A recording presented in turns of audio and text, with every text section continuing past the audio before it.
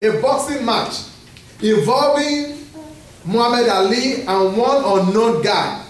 And the unknown guy that Muhammad Ali was supposed to knock out maybe in the first round went all the way to 12th round with Muhammad Ali.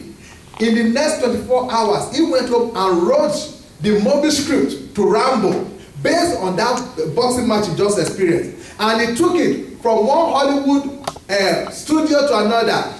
They loved the story. They want to buy it from him. He said, no, I want to act in it. And I'm like, you are crazy. They wouldn't let him until they found somebody who will let him act in it. And you know how much millions of dollars he made from Rambo. Simply because something is hard doesn't mean it cannot be done. Yes. The lady was discouraged by the people who were so close to Jesus, but he ignored them and faced the master. They said when you look straight at the sun, you will not see your shadow. No matter how bad you look, focus on him, the author and finisher of your faith. Because the lady focused on him, he ignored those people and came and worshiped him. How do you worship God? You can worship God by writing down what he has promised you, what you are believing God for. And every month, you write it on a card, and you say, Lord, things are looking bad now, but I believe you're going to make this happen in my life. Lord, I don't know how I'm going to finish school, but by you strengthening me, I know I'm going to finish school and graduate. Lord, I want to set up this business. I have not succeeded, but I know you put this in my heart. By your power, I will set this business up and it will flourish. Lord, I'm going to take this exam. I don't have time to study. I don't know how I'm going to succeed. But because you allow me to come this far, this exam, I'm going to ace it in the name of Jesus. You believe God for that. You're looking for a job. The statistics say everything is against anybody looking for a job. But the Bible, when you go on your knee and you say, Lord, the Bible says even the young lion do suffer hunger and lack. But those who know their God will not suffer any good thing. Lord, I don't care how tight the market is. I'm your child. And because I'm your child, you will bless me. Even if only one person is the one who's going to get a job this week, I'm going to be that one in the name of Jesus. Amen. So you go to God, ignoring the statistics.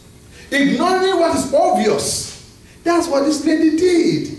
We don't have to make Christianity too tedious. Oh, I did that last week and it didn't work. Do it again. Oh, I did that a month ago, it didn't work. Do it again. Remember when we were teaching about Naaman, that they told him to dip 7 times. And that the first 6 times he dipped, nothing changed. Simply because things have not changed doesn't mean they will not change. Just keep doing what God has asked you to do. Be faithful in the place he has put you. So the lady came and worshipped.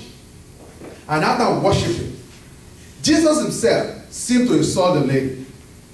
The story is so simple and so straightforward. So you might think I'm going over it again. But sometimes repetition is the master of all learning. So Jesus insulted him. Here you are. You believe God so strongly that this is when God is going to do it. And you even broadcast to all your friends and all your family. And it didn't happen. And then they say, where's your God now? Has God ever embarrassed you before? That he promised he would do something in your life and he didn't do it? And you brag about what God is going to do and it didn't happen. And you feel so bad because you think you miss him. So what are you going to do? You're going to stop believing? You're going to stop confessing? No! I've told you before, it's not about you. It's about God. You might think, oh, everything's going to happen in 2010. And you've told everybody and nothing happened. And now you are very careful how you talk in 2011. Because you remember how you bragged in 2010 and nothing happened. That is exactly what the enemy wants you to do. He said we believe, therefore we speak. You better keep speaking what you believe God for. Don't be quiet. You got to, okay, maybe because God embarrassed you last year. What you do now, you might not speak it to your friends and your brothers anymore. But continue to speak it to yourself. Continue to proclaim it and continue to believe that God will do it. Continue to believe that God will do it and act like it. Prepare yourself for what you are believing God for. Simply because God embarrassed you in the past by not doing what you are so sure He will do, that should never stop you from believing. That should never stop you from proclaiming. That should never stop you from confessing. You must confess in order to possess. God will not change the rule because you think you are embarrassed, because you think it did not manifest. You got to do your part and leave the manifestation to God. They said, we obey God and leave all the consequences up to Him. Simply because He did not do it last year doesn't mean He can't do it this year. My mom always says something. He said, it is not what you eat, it's not what you consume, what you eat before you go to the king's palace. It is what you wear to the king's palace that everybody will see. And then she has another saying. She said, any day that you get a new cloth, it's a good day to put it on. So God did not give you the garment you are believing in for last year. Guess what? You are alive today. You have more enemies now than you had last year. You have more people mocking you this year than last year. You have more people believing, oh, that guy, forget him, he's done. This year than last year. So when God gives you the fresh garment this year, guess what? You have more people to admire what God has done in your life this year than last year. So it's all about His glory. You maintain your lane. Know what you are seeking God for this year. It doesn't matter how far you try. Do you know the true Bible story? All true Bible stories show the people of God believing God faithfully. Joseph had a dream that he sees himself as a prince. He went from being a housemaid to being a prisoner. He never stopped confessing. He kept believing God until God promoted him to the palace. David was anointed as a king in the presence of his family at the age of 17. Even the king there, Saul, always confessed, I know you will be the king after me. Jonathan, Saul's son, always confessed, I know you will be king in the place of my father. The reigning king made him swore to a covenant that when David become a king, he will not destroy his family. The prince, Jonathan, made David swore a covenant that he will always remember him for good. Yet, he was a wanderer. That is David. David is called a friend of God.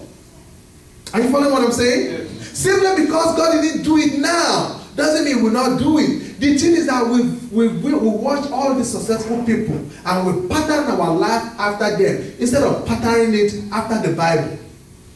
David was anointed king by a man of God that every word he spoke, God confirmed it. He was anointed king by Samuel. Yet, he was running from one cave to the other. Even though everybody saw him as a king, when he sent his servant to the house of neighbor to go and ask neighbor for food, and neighbor just condemned him as an escapee, like a prisoner who ran from his master, and gave him nothing.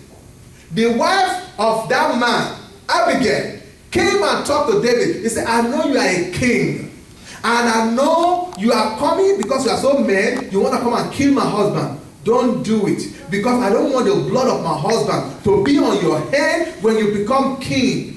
What am I saying? Everybody else was acknowledging him as a king, but he was living as a wanderer, running from cave to cave, simply because you cannot see what God has promised you now. Simply because it has not happened, that does not nullify the fact that God will do it.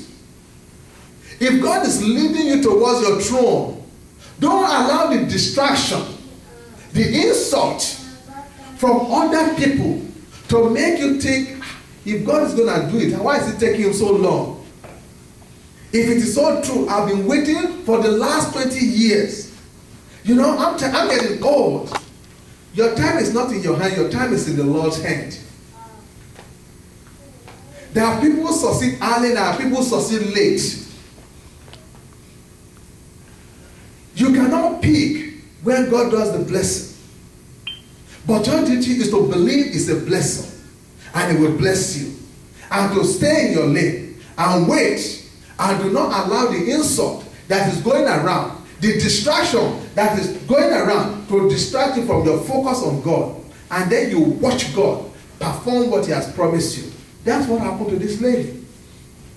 This lady did not allow the insult from the disciples to distract her, did not allow the so-called insult from Jesus to distract her. She was focused like a laser beam. I come here for my daughter. I don't care what you guys say. I believe you can do this.